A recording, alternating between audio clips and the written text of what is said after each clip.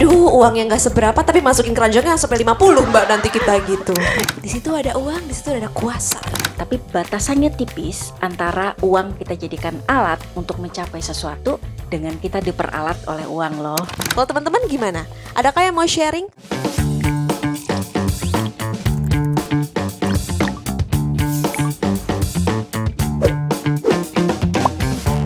Hai, welcome to Money Language, sebuah podcast yang fokus menggali bagaimana orang memandang, mengelola, dan menggunakan uang dengan cara yang fun. Sudah hadir bersama kita pada hari ini psikoterapis dan juga human design analyst, ada Mbak Syita Dewi. Boleh kita berikan tepuk tangan lagi untuk Mbak Syita Dewi? Oke, disapa lagi Mbak Syita, silakan sekaligus untuk memperkenalkan diri. Halo, aku Syita Dewi. Terima kasih. Selamat sore semuanya. Oke Mbak Syita, berbicara dengan yang tadi sudah sempat kita bahas mengenai tema kita hari ini ya, yay or nay. Apakah memang untuk mengambil sebuah keputusan finansial itu harus rasional? Nah menurut Mbak Syita gimana? Itu pertanyaan yang mungkin ketika aku dihubungin teman-teman Genius, aku bilang ini pinter banget yang nge-pitch ide gitu. Karena tanpa sadar sebenarnya kita itu menggunakan emosi ketika kita mengambil keputusan keuangan. Anything. Apapun di dalam dunia ini kalau kita berkehidupan sehari-hari, kita pakainya 85 sampai 90% itu pakai emosi. Oke, jadi 85 sampai 90%, sisanya adalah logic. Sisanya logik. Oke. Logik itu lebih kepada, oh ya ini cukup rasional nggak ya? Jadi kayak memberikan data, cross check, konfirmasi, itu kita pakai logik. Oke, jadi 85 sampai dengan 90% itu kita pakai emosi. Ini salah satu hal yang juga baru aku sadari sebetulnya Mbak Syita. Pada tahun 2002 itu ada seorang ahli, dia memenangkan Nobel. Dan dia meneliti nih bagaimana manusia atau masyarakat itu mengambil keputusan. Nah, di tahun 2010 dia membuat buku. 2011 kalau nggak salah, dia membuat buku namanya Thinking Fast and Slow. Namanya Dr. Daniel Kahneman. Nah, dia menemukan bahwa di teori otak, biasanya teman-teman taunya kan otak adalah otak kanan dan otak kiri aja kan ya betul. gitu. Oh ya, otak kanan itu adalah emosi, itu kan adalah tentang artistik gitu ya. Otak kiri itu logik gitu. Nah, ada satu teori lagi, ini ngomongnya adalah otak sistem 1, sistem 2. Dia bilangnya gitu. Okay. Nah, sistem 1 itu digambarkan adalah otak yang cepat. Namanya fast. Karena otak bagian ini lebih sistem ini adalah yang sangat otomatik, kemudian sangat intuitif, juga sangat based on emotion gitu ya, impulsif gitu ya. Dan dia itu adalah sesuatu yang somehow itu termasuk involuntary control di dalam diri kita gitu ya. Nah, makanya kalau digambarkan secara metaforanya itu digambarkan seperti kelinci cepat gitu ya. Oh, dia lompat-lompat gitu ya. Terus kemudian sistem yang kedua itu lebih slow. Dia adalah sesuatu yang deliberate, dipelajarin perlahan, kemudian membutuhkan data, terus dan kemudian tuh butuh repetisi gitu ya supaya dia benar-benar kita ngerti ngeh gitu. Dan ini digambarkan seperti kura-kura. So, teman-teman mungkin masih ingat ya, dulu waktu kecil kita sering dapat cerita balapan gitu ya, atau lomba lari antara kelinci sama kura-kura gitu ya. Nah, kedua hal ini tuh ada di dalam diri kita. Nah, itu digambarkan bahwa pengambilan keputusan mostly adalah tebak siapa yang membuat. Kelinci, betul banget. Yang fast justru. Yes. Makanya kalau kita bicara keuangan, aku disclaimer dulu nih ya teman-teman. Karena kita mau bicara sesuatu yang sensitif. Uang itu sama sensitifnya dengan seks. Sama sensitifnya kalau kita bicara tentang religious view atau spirituality. Jadi mungkin nanti kalau aku pas ngomong sesuatu ada yang kurang berkenan di teman-teman, mohon dimaklumin juga ya gitu. So balik lagi tentang tentang mengambil keputusan keuangan. Jadi benar-benar begitu lekat. Bagaimana kita dibesarkan, bagaimana kita melihat diri kita, itu sangat mempengaruhi bagaimana kita melihat uang. Gitu ya. Jadi ada 3 hal nih kalau kita mau ngomongin tentang uang. Pertama, tadi 85 sampai 90% itu adalah berdasarkan emosi. Kedua, kita akan memiliki setidaknya basic emosi itu ada 8. Dan tahu nggak emosi itu ada berapa totalnya? Berapa Tebak. Mbak Shita? More than 50? 34.000. 34.000 emosi yang jenis ada. emosi. Itu terakhir penemuan di tahun 2015-an. Oh iya. Liar ya. Kayaknya yang aku tahu cuma happy, anxiety, anger gitu ya. Iya, Ada betul. 34.000 Mbak Shita. 34.000. Karena emosi itu kombinasi. Nanti ada kombinasi gitu ya. Misalnya ngomongin guilt itu adalah antara fear dicampur dengan anger gitu ya. Terus ada kecurigaan itu antara fear sama disgust gitu. Jadi ada gabungan antara emosi. Terus emosi itu juga memiliki duality. Jadi ada yang mungkin kita mengenalnya ada yang positif, ada yang negatif gitu. Terus emosi juga ada intensitasnya. Ya, ada intensitas. Misalnya gini, kalau takut biasa mungkin kayak kita timid ya. Timid itu gimana ya? Kayak masuk ke ruangan gitu, lihat dulu pelan-pelan gitu ya. Itu juga sebenarnya adalah emosi dari fear. Tapi emosi fear yang intens itu adalah kalau ada let's say bom, perang, teror. Jadi sebetulnya juga ada intensitas atau tingkatannya gitu ya Mbak Shita. Betul. Tapi kalau basic emotions, kalau tadi kan 34.000 kayaknya banyak banget gitu ya teman-teman kalau kita bahas di sini ya. Tapi kalau basicnya tadi ada anger, ada fear, Jadi apa lagi? ada anger, ada fear, kemudian ada joy, ada sadness. Terus kemudian ada disgust, ada acceptance, ini yang mungkin baru gitu ya. Terus kemudian ada surprise, ada anticipation. Jadi itu adalah emosi yang sebetulnya kita perlu tahu dulu. Kita perlu kenali dulu. How Mbak pertanyaannya? Kadang soalnya kita nih ketika dalam kehidupan sehari-hari ngomongin soal misalkan financial atau mungkin decisions apapun, kita bahkan nggak tahu emosi kita tuh hari ini lagi happy nggak sih? Atau hari ini sebenarnya aku lagi marah ya? Nah gitu gimana Mbak Shita? Iya memang ini waktu sempat berbicara juga dengan teman-teman dari Departemen Pendidikan, saya sempat ngomong, boleh nggak sih pendidikan tentang emosi tuh didapatkan di sekolah? Karena bayangin ya, kalau kita punya, nggak usah ngomongin 34.000, ngomongin 8 aja kalau kita nggak kuasain, kebayang nggak teman-teman? Kalau 90% dari keputusan kita mengambil keputusan keuangan itu adalah karena emosi, kita tuh kalau nggak kenal kayak hidup tuh kayak lotre. Kayak buka hari ini koinnya yes or no. Yes or no. Hanya ada 2 pilihan gitu ya Mbak Shita. Yes.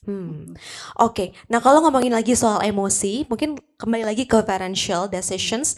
Aku tuh merasa kadang kalau dalam kehidupan sehari-hari, contohnya nih simpelnya kalau dari aku ya, kayaknya bulan ini secara financial itu secara mapping tuh udah habis sebenarnya.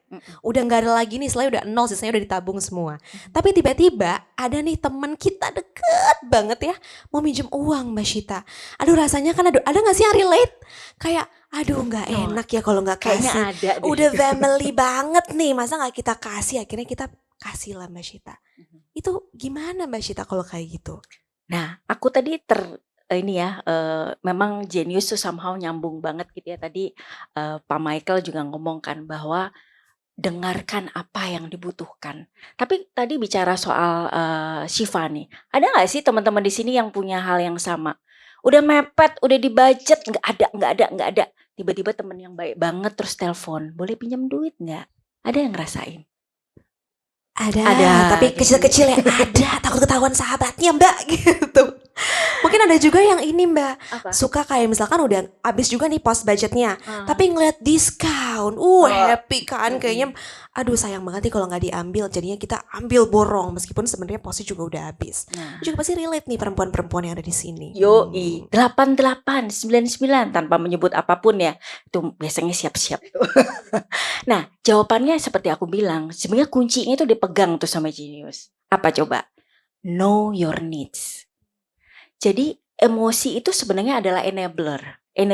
Dengan emosi kita jadi bisa tahu sebenarnya apa yang baik buat kita apa enggak gitu, karena emosi akan sangat relate dengan bagaimana kita merespon tentang sesuatu, tentang our value gitu ya. Sama emosi itu yang juga akan membantu kita untuk kita mau gini aja atau kita mau do something about it. So kalau kita tahu apa yang kita butuhkan, kita akan lebih bisa handle tadi tuh. Kalau memang kebutuhannya adalah aku pengen dipersif sebagai orang yang baik. Buat aku nilai kekeluargaan itu sangat penting. Maka ketika yang minjem teman baik banget, apalagi pakai kata-kata, lu nggak inget dulu masa lu susah. Aduh, langsung pada relate semua Mbak Syita. Itu dia kan, langsung semuanya langsung. Aduh, nggak inget dulu aku yang bantuin kamu gitu kan? Tuh dia, kena tuh dia. Ya udah gitu kan, akhirnya langsung lep gitu. Itu yang namanya kita punya blind spot, langsung. Di situ kritikalnya kita kena dan kita kemudian langsung namanya logika. Dadah. Hilang langsung sirna, emotionsnya yang muncul. Ada lagi nggak Mbak case lain mungkin selain yang tadi aku sebutkan yang pernah Mbak Syita lihat dalam kehidupan sehari-hari yang akhirnya membuat emotions ini ternyata punya percentage yang besar banget untuk decisions? Oke. Aku tadi juga udah izin sama klienku. Jadi dalam perjalanan ke sini aku di WA, aku punya klien yang dia tinggal di luar negeri. Jadi dia dari Jakarta, dia sangat survival banget sebenarnya. Dia hidup, kebayang dong daerah Priuk tuh kayak apa gitu ya. Terus dia adalah anak terakhir dari 9 bersaudara. Jadi dia harus survive gitu ya. Terus dia share, pertanyaannya adalah, Mbak, kamu punya nggak tips untuk menghilangkan rasa marah? Saya tanya dong, rasa marah kenapa nih gitu ya. Katanya menurut dia marah karena uang yang dia investasikan, dia sekarang ada di Arab. Uang yang dia investasikan ke relationship manager gitu ya ibaratnya, itu sampai sekarang udah 1 tahun gak balik-balik. Dan dia marah banget sampai rasanya itu mau ngapa-ngapain. Tapi karena dia sadar ya, dia adalah warga asing di Jazirah Arab. Jadi dia mesti perhatikan keselamatan dirinya juga. Long story short, saya sempat bilang ke dia adalah marah itu membantumu untuk apa sekarang ini? Marah membantuku untuk tetap ingat bahwa aku punya uang yang masih nyantol. Bayangin kalau marah itu saya ilangin. Kalau saya punya nih magic wand, gitu ya. Ya aku jadi ngiklasin kali ya Mbak. Tapi aku gak mau itu. Karena saya tahu dia dari background keluarga seperti apa. Saya tahu needs-nya dia. Sebenarnya needs-nya dia untuk mencari uang dengan cepat adalah untuk membantu keluarga dan untuk membuktikan bahwa aku bisa. Karena ketika dulu dia berangkat ke Arab, dia dicemooh oleh tetangganya. Mana bisa, nggak bisa bahasa Inggris. Kamu di mana lulusan SMA, mau kemana sih gitu. Tapi dia bisa. Jadi berarti kembali lagi semua ini adalah know your needs, know your emotions untuk selanjutnya akhirnya membuat decisions yang juga tepat gitu ya Mbak Syita untuk financial itu. Oke, nah Mbak Syita tadi di awal sebelum teman-teman masuk nih ke ruangan ini pada saat registrasi kita udah sempat tanya nih kepada mereka. Apa sih yang pertama kali kamu pikirkan ketika mendengar kata uang? Sebelum masuk ke sini mungkin aku mau tanya dulu ke Mbak Syita. Apa yang pertama kali Mbak Syita pikirkan ketika mendengar kata uang Mbak Syita? Uang buat aku enabler ya, alat membantu. Karena kalau aku juga pernah lah mengalami financial problem. Kalau enggak aku mungkin nggak berani nih ngomong di sini ke teman-teman Genius. So uang membantu aku untuk sampai di sini dan membantu aku untuk membukakan kesempatan-kesempatan juga gitu ya. Oke. Enabler. Menurut Mbak Syita adalah uang. Nah, aku bacain satu-satu ya. Kita udah pilih 5 dari yang teman-teman tadi masukkan. Yang pertama adalah uang itu responsible, beban, dan happiness. Nah, menurut Mbak Syita gimana nih terkait dengan 3 hal ini?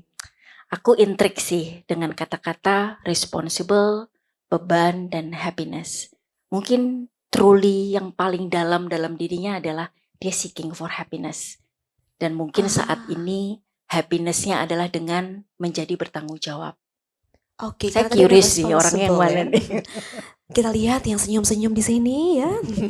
Gak apa-apa ya, tapi anonim aja ya Mbak Syita ya. Boleh dong, okay. Boleh dong. Berarti dia sedang mencari untuk happiness, tapi sekarang yang prioritinya adalah responsible dulu. Betul. Nah kalau yang kedua Mbak, ada kata beban, ternyata uang itu beban menurut dia.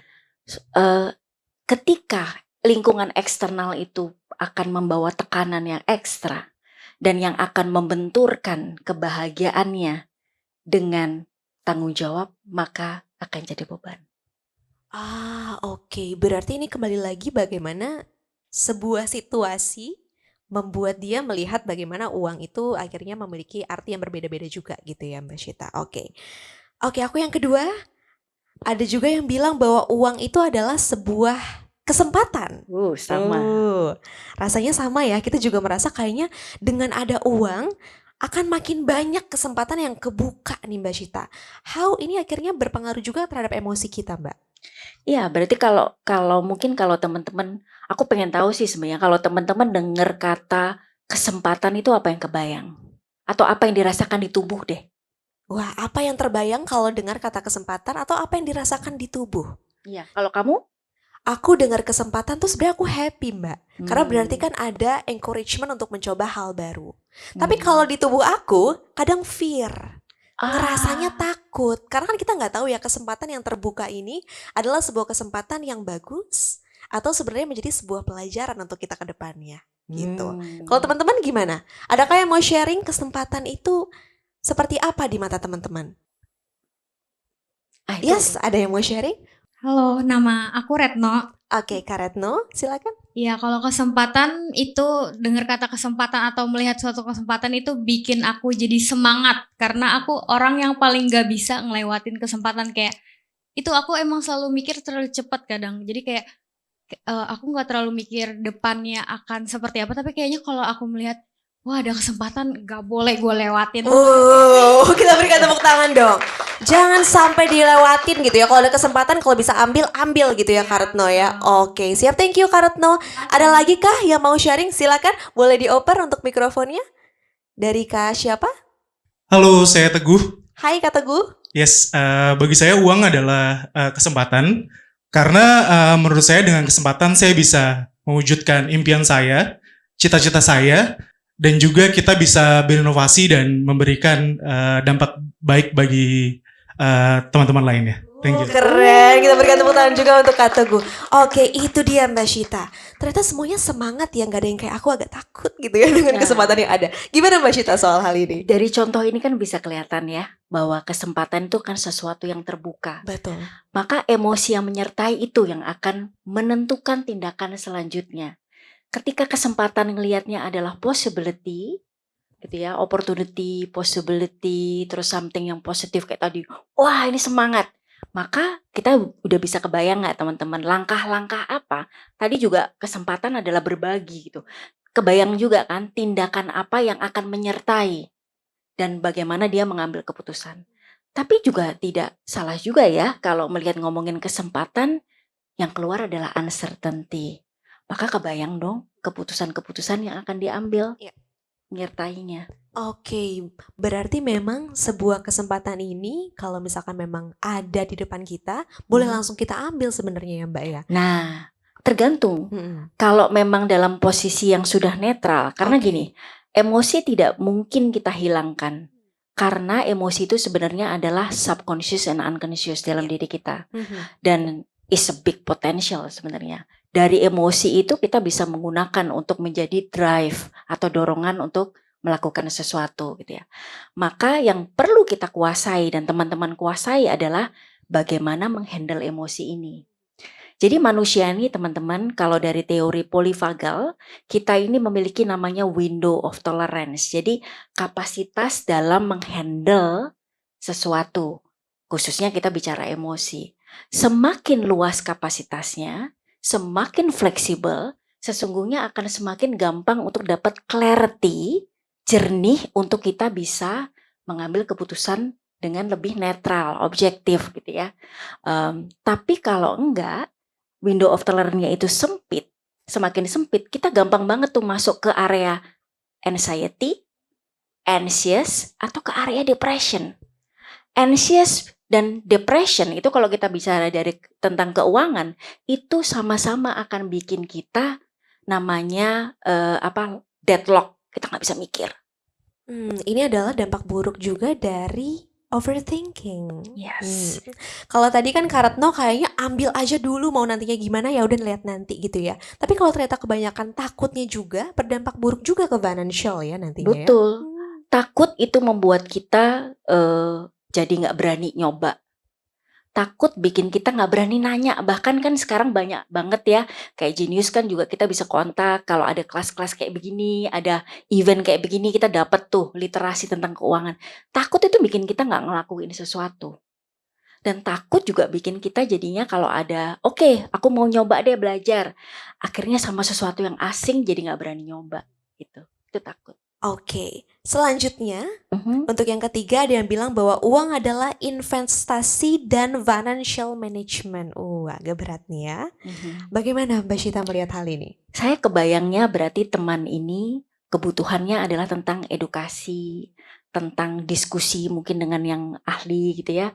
Tapi mungkin yang kalau saya bisa ajak teman ini untuk refleksi lebih ke dalam adalah needs apa sih yang paling penting gitu ya, sebelum kita ngomongin tentang oh ya butuh di plan untuk di-expand keuangannya. Karena ingat yang kalau kita bicara keuangan kan pertama save dulu gitu ya, setelah itu kemudian kita juga bisa ngelola, baru kita investment gitu ya misalnya. Tentunya di sini ada yang lebih ahli gitu ya untuk bicara itu gitu. Maka pahami dulu what is your needs. Karena needs itu yang menggerakkan kita. Needs itu setidaknya ada 5, tapi yang mungkin sangat erat dengan uang sebenarnya adalah power. Wah, di situ ada uang, di situ ada kuasa. Kalau kata TikTok gitu ya teman-teman ya. Oh, berarti uang itu sangat erat kaitannya dengan power Yes, juga freedom. and freedom. Yes. Oke, how we can control it, Mbak Syita? How we can control it, Mhm. knowing it first. Kita tahu bahwa oh ya, dengan trigger tuh paling gampang sebenarnya. Oke. Paling gampang tuh dengan trigger. Makanya kalau di dunia terapi, trigger is the source gitu ya. Kita tahu trigger karena trigger itu kan ngeprovokasi. Ngeprovokasi mungkin ada luka, ada belief system di dalam diri kita gitu. Sebagai contoh gitu ya, orang yang ke-trigger lihat bansos, berita bansos gitu atau berita yang sifatnya tentang keuangan, misalnya apa ya, keuangan tentang kemiskinan di mana-mana gitu ya. Itu kan wah rasanya. Mungkin kita jadi bisa tahu, loh ada apa ya berita itu sampai nge-trigger seseorang. Mungkin ada story di balik itu yang belum diproses. Gitu. Oke, jadi kalau tadi uang itu adalah investasi, jangan lupa juga kembali lagi tahu needs-nya apa.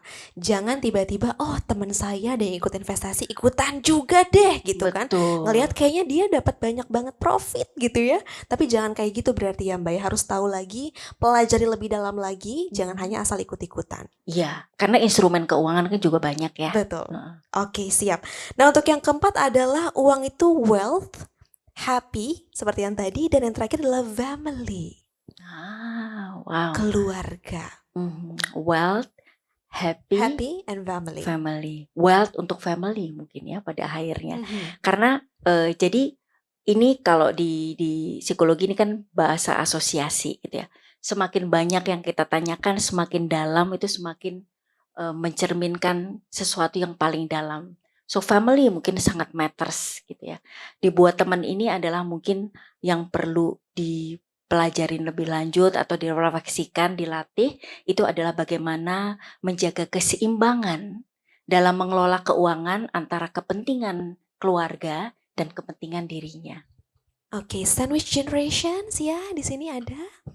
Senyum-senyum aja, berarti itu penting ya Mbak ya, untuk akhirnya melihat bagaimana bisa membagi priority juga, financialnya antara diri kita dan juga keluarga. Gimana Mbak, kembali lagi, untuk mengatur emosi kita agar tidak mengarah ke hal yang negatif, ke bagian financial for family? Fill your cup first. Itu adalah kalau kita naik pesawat itu kan kita punya salah satu ininya adalah kalau pakai oksigen adalah diri dahulu. Maka balik lagi kita balik ke needs gitu ya. Apa needs utama yang needs ada yang primer, ada yang sekunder, ada yang tersier gitu. Penuhi dulu yang primer. Primernya. Setelah itu mulai berbagi. Oke. Ke sekunder dan juga tersier. Betul. Oke, terakhir ada yang bilang bahwa uang adalah upgrade myself to the high level. Thank you pakai love di sini tulisannya. Upgrade myself to the high level. Sebenarnya bersama dengan kesempatan ya Mbak. Tapi ini to the high level. Dengan level yang berbeda. Menurut Mbak Syita seperti apa? Saya terintrik untuk bertanya, mungkin agak provoking adalah apa yang terjadi kalau nggak ada uang? Ada Wah. apa dengan bagaimana dengan upgrading or not kalau Hmm. uang itu nggak ada Hmm. atau uang itu tidak seperti yang diharapkan? Mhm. I wonder. Adakah yang mau menjawab yang menulis ini? Oke, sepertinya tidak Mbak Syita ya. Nggak apa-apa. Tapi gimana Mbak berarti kalau melihat bahwa uang adalah sesuatu hal yang bisa membantu dia untuk mengupgrade dirinya dia dari sisi emotions? Dari sisi emotion, terasa kesannya hanya dengan uang kita bisa upgrade. Oke. Padahal we can do so many things tanpa uang, Hmm. gitu ya. Maksudnya uang memang memberikan kita power, tapi kita punya sebenarnya kalau kita bicara tentang diri kita, otak kita juga punya our friend, social, kita punya social, kita juga punya aspek-aspek lain dalam diri kita yang bisa kita tingkatkan gitu. Tapi ya saya setuju karena saya juga melihat uang sebagai alat, uang sebagai enabler. Tapi batasannya tipis antara uang kita jadikan alat untuk mencapai sesuatu dengan kita diperalat oleh uang loh. Uang dijadikan alat atau diperalat oleh uangnya. Wah, ini dalam banget Mbak Syita. Oke, berarti kalau misalkan kita tarik kesimpulan, memang dari semua respons teman-teman yang ada di sini juga, emosi ternyata sangat mempengaruhi ya Mbak, decision kita terkait dengan financial. Mungkin ada closing statement untuk teman-teman yang ada di sini, Mbak Syita, silakan. Uang itu menunjukkan siapa kita. Jadi mungkin kalau saya bisa pesan ke teman-teman, kenali dirimu, temukan sisi yang paling otentik dirimu, maka ketika berkaitan atau berhubungan dengan uang, maka itu akan lebih genuine atau lebih tulus. Dan uang itu menyukai ketulusan, karena uang itu apa adanya. Uang itu apa adanya. Boleh kita berikan tepuk tangan untuk Mbak Syita, teman-teman semuanya. Oke, kalau dari tadi kayaknya aku terus yang tanya ya. Aku yakin teman-teman di sini juga ada yang mau bertanya. Aku akan buka untuk 2 orang penanya. Boleh angkat tangannya? Baik, aku izin ambil untuk yang mas sebelah kiri terlebih dahulu. Boleh untuk berdiri? Iya, boleh mendekat ke arah stage crew kita. Boleh sampaikan nama dan juga pertanyaannya ya, silakan. Selamat sore, nama saya Demas. Saya ingin nanya 2, boleh? Yang Silakan. pertama, apakah manajemen keuangan itu dipengaruhi oleh parenting? Karena kadang kayak misalnya ngobrol sama orang tuh udah ngeblocking gitu loh, kayak enggak kayak gitu, karena gue diajarinnya kayak gini bla bla bla gitu. Soalnya terus yang kedua, gimana kita sadar kalau misalnya yang diajari oleh kita tuh salah atau benar? Oke, menarik banget pertanyaannya. Thank you Demas pertanyaannya ya.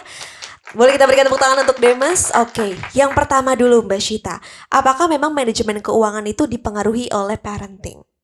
100% yes, dipengaruhi oleh 100% parenting gitu ya. yes. Parenting, jadi manusia itu kan tidak lahir di ruang kosong vakum ya. Kita akan mendapatkan pengaruh dari nurture gitu ya. Nurture dia salah satunya adalah parenting. Dan bayangkan di saat kita developmental stages dalam tahap perkembangan kita dapat paparan dari orang tua kita. Nggak cuman mungkin edukasinya omongan, tapi kita lihat bukti sehari-hari kan gitu. Jadi bisa dibilang memang parenting itu akan sangat kuat banget membuat si sistem yang pertama tadi itu bekerja. Maka kemudian kita langsung masuk ke pertanyaan kedua adalah bagaimana kemudian kita belajar ya. Gimana Atau kalau kita tahu gitu ya. Mhm. Amati polamu dalam melakukan uang. Terus terang saya juga melakukan terapi, money therapy. Sebenarnya money therapy itu paling gampang karena ukurannya itu uang, kelihatan banget gitu. Jadi kalau money therapy itu berhasil, itu kelihatan juga dia financingnya jadi bagus, semuanya jadi bagus. So amati bagaimana kita spend uang. Dalam yang bisa saya sarankan adalah perhatikan ini tuh uang saya tuh larinya banyak kemana ya. Dicatat. Catat bukan hanya cuman oh ya uangnya cukup, that's it, enggak. Oh ya ini alokasinya oke. Kita bisa lihat loh sebenarnya alokasi. Oh ternyata alokasi untuk belajar nih kebanyakan nih. Oh alokasi untuk healing tuh terlalu gede gitu. Jadi alokasi itu juga menentukan sebenarnya needs kita ada di mana. Jadi kalau tadi bertanya needs tuh susah mbak, yes. Karena needs itu tuh dibungkus. Kita tuh membungkus needs itu gitu. Nah, dengan kita mencatat, kita bisa lihat tendensi kita.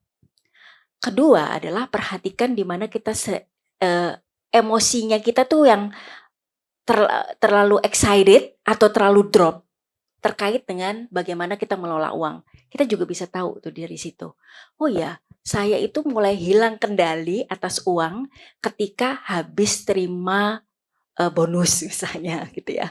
Atau ada temen ketika janjiin sesuatu, ini duitnya belum ada tapi udah kebayang aku mau dapat 3 juta. Oke, aku mau belanja udah dimasukin keranjang gitu Relate misalnya. lagi. Aduh, uangnya nggak seberapa tapi masukin keranjangnya sampai 50 Mbak nanti kita gitu. Gitu. Jadi perhatikan. Atau di saat apa kita drop banget sampai kita mikir kita nggak deserve nih dapat duit gitu. Karena disitulah sebenarnya mungkin ada jebakan Batman kalau di bahasa psikologi, ada kompleks, ada money kompleks di situ. Jadi perhatikan your pattern. Oke, semoga menjawab Demas. Oke. Oke, terima kasih banyak Demas untuk pertanyaannya. Kita berikan tepuk tangan lagi untuk Demas. Dapat hadiah juga nih pastinya ya. Oke, satu penanya lagi boleh angkat tangannya. Boleh di sebelah sana, Mas. Boleh untuk bergeser ke arah sini. Boleh untuk menghampiri kru kita. Boleh sampaikan namanya juga dan juga pertanyaannya, silakan. Selamat malam. Selamat malam, selamat sore. Baru sore.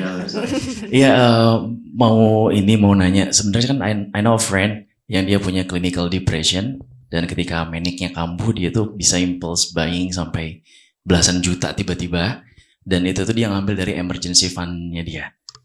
Dan dia nggak bisa kontrol itu, tapi dia ketika kalau misalnya dia ambil minum obatnya dia bisa untuk tahan itu. Dan saya jadi wondering, mungkin kita ini kan yang bekerja harian yang tiba-tiba stres, tiba-tiba pengen belanja, itu tuh masuknya kategorinya apakah kita punya hal yang sama dengan yang mungkin teman saya alami. Dan I wonder juga apakah kita yang dikit-dikit self reward dengan jalan-jalan atau tiba-tiba beli sepatu atau mungkin minum kopi, jajan seperti itu. Nah itu tuh I wonder yang kalau misalnya kita ngelakuin itu setiap hari gitu, wah harus beli kopi nih karena stres itu. Itu kan lumayan ya kalau misalnya kayak 40 ribu tiap hari, kalau sebulan udah 1.200.000 sendiri. Nah, apakah kita harus juga berobat itu istilahnya seeking for a professional help? Karena kayak udah mulai toxic gitu kehidupan tiap hari, kalau stres belinya kopi gitu, 40 ribu lumayan juga. Nah, apakah itu termasuk salah satu kategori depression atau enggak ada clinical reasoningnya dari itu? Atau mungkin kita juga bagaimana sih cara menahan kita untuk harus selalu melakukan atau membeli sesuatu ketika hal itu, keinginan untuk membeli sesuatu itu terjadi waktu anxiety striking atau enggak stres muncul seperti itu mungkin. Oke, Mas Ivan, thank you pertanyaannya. Ini relate banget Mbak. Dikit-dikit beli kopi, dikit-dikit self reward gitu ya kalau kata sound TikTok juga. Gimana Mbak Shita soal hal ini? Oke, kita mulai dari awal tadi ya. Pertanyaannya bagus banget. Yang pertama kan tadi tentang clinical depression ya. Memang kalau sudah mendapatkan diagnosa itu sifatnya sudah gangguan. Itu kalau kita bicara tentang ada yang namanya chart untuk bisa memperlihatkan kondisi mental seseorang, itu mungkin dia ada orange, dia udah ke arah merah gitu ya. Sementara kalau stres tuh biasanya kuning, tapi kalau kita happy, kita tenang, kita kempus itu warnanya hijau gitu ya. Jadi kalau memang sudah di area merah atau oranye dan merah, itu memang butuh didampingi oleh profesional kayak psikoterapis, psikiater dan lain sebagainya. Jadi memang harus secara serius. Tapi kalau kita tadi bicara kita juga ada loh masa-masa stres, kita juga ada loh masa-masa anxiety gitu ya. Jadi tadi yang saya bilang nih Mas, bahwa kita itu punya namanya window of tolerance. Kalau window of tolerance kita punya masa-masa kita anxious atau yang mirip sama manik gitu, mirip. Tapi bedanya kalau sudah gangguan itu dia udah menetap dan bahkan berdampak ke chemical di dalam otaknya gitu ya. Kita juga ada masa-masa kalau ini masa-masa depresif gitu ya. Kalau bipolar tuh kelihatan banget antara ekstrim kanan dan ekstrim kiri gitu. Di window of tolerance kalau kita terlalu excited banget itu bikin kita jadinya anxious. Tanda-tandanya dada berdetuk cepat gitu ya, rasanya aus gitu ya, rasanya terus kita keringetan, rasanya excited gitu, mungkin kayak bola gitu ya, wah heboh gitu. Tapi kalau kita di bagian di area yang depresif, tapi ini mood ya, bukan menetap gitu ya, kita rasanya udah males banget, pengen tidur gitu, udah nggak ada motivasi sama sekali gitu ya, atau ada motivasi maunya rebahan aja, itu kita di momen itu. Makanya kita butuh yang melakukan self care. Dan kalau rasanya udah unbearable, nggak apa-apa loh, kontak psikolog, ngobrol. Sebenarnya dibutuhkan adalah mengekspresikan. Saya paham di sini nih teman-temannya cowok-cowok tuh kadang-kadang enggak deh, ke psikolog, ke psikoterapi itu aku lemah nanti, aku nggak mau. No, setiap manusia itu butuh mengekspresikan dirinya di ruang yang aman. So it's okay. Itu yang jadi yang pertama. Nah, gimana caranya kita memaintain diri kita di window of tolerance ini, di tengah ini, supaya kita tetap optimum. Jadi kalau misalnya stres, jawabannya bukan belanja. Mungkin kita jadi bisa milih coping. Nah ini, sebenarnya belanja itu atau healing dikit-dikit self reward itu adalah cara kita untuk coping stres. Cuman ya tadi, kalau itu terlalu sering-sering lama-lama juga boncos gitu ya istilahnya gitu ya. Nah, oleh karena itu, maka kita bisa kalau kita bisa mengelola diri, kita bisa memilih coping mekanisme yang lebih sehat. Nge-gym, lari gitu misalnya di GBK gitu. Atau misalnya bisa juga masak deh gitu. Kalau caranya rilis stres itu dengan itu. Karena sebenarnya stres itu adalah menunjukkan bahwa kita over capacity, tekanan-tekanan di kantor, ditambah mungkin tidak hanya di kantor, di rumah, kemudian di negara gitu ya. Karena to be honest, saya banyak banget klien yang curhat dengan apa yang terjadi di negara kita sebulan terakhir gitu ya, isu-isunya gitu. Jadi ya butuh tuh yang namanya self care untuk mengelola itu atau ke professional help. Oke, menjawab Mas Ivan? Ya, terima kasih. Terima kasih banyak Mas Ivan. Boleh kita berikan tepuk tangan untuk Mas Ivan untuk pertanyaannya, dapat hadiah juga nih. Oke, nah mungkin untuk teman-teman yang masih punya pertanyaan, saya yakin banyak sekali yang ingin bertanya kepada Mbak Syita. Boleh reach out Mbak Syita atau mungkin Genius langsung gitu ya terkait dengan hal ini. Terima kasih banyak sekali lagi untuk Mbak Syita, kita berikan tepuk tangan. Kita jadi mengerti bagaimana akhirnya emotions shapes our decision. Dan teman-teman, terima kasih banyak juga untuk yang sudah menonton Money Language. Jangan lupa untuk share, like, dan juga komen. Dan juga menonton berbagai macam video Money Language di YouTube Genius Connect. Sampai bertemu lagi, bye-bye. Uang sekecil apapun, sebesar apapun itu akan jadi penting banget karena hubungannya dengan bertahan hidup. Financial itu pakai hati atau pakai logika. Bener banget, semuanya pendapatnya itu benar ya. Kalau uang itu sebetulnya adalah sesuatu yang kita butuhin untuk hidup. Tapi uang itu seharusnya tidak menjadi alasan sebagai tujuan hidup. Genius.